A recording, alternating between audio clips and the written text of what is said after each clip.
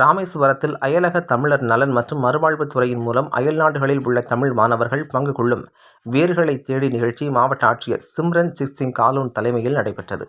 தமிழ்நாடு முதலமைச்சர் புலம்பெயர்ந்து வாழும் தமிழர்களின் குழந்தைகள், இளம் மாணவர்கள் தாய் தமிழ்நாட்டின் மரபின் வேர்களோடு உள்ள தொடர்பை புதுப்பிக்கும் வண்ணம் ஆண்டுக்கு 200 மாணவர்கள் தேர்ந்தெடுக்கப்பட்டு தமிழ்நாடு பண்பாட்டு சுற்றுலாவிற்கு அழைத்து வர ஏற்பாடு செய்யப்படும் என அறிவித்து, அதன்படி இந்த பண்பாட்டு பயணம் வேர்களை தேடி என்ற பெயரில் அயலக தமிழர் நலன் மற்றும் மறுவாழ்வுத்துறை ஆணையரகம் மூலம் சுற்றுலாத்துறை, கலை பண்பாட்டுத்துறை, இந்து சமய அறநிலையத்துறை, தொல்லியல் துறை, காவல்துறை மற்றும் வருவாய்த்துறை உள்ளிட்ட பிற துறைகளுடன் இணைந்து 2 கட்டங்களாக பண்பாட்டு பயணம் மேற்கொள்ளப்பட்டு வருகிறது.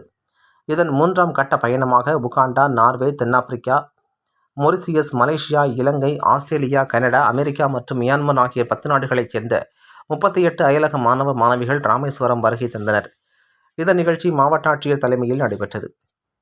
பண்பாட்டில் இருந்து வந்த மாணவ மாணவிகள் கரகாட்டம், ஒயிலாட்டம் உள்ளிட்ட பல்வேறு நிகழ்ச்சிகள் நடைபெற்றது.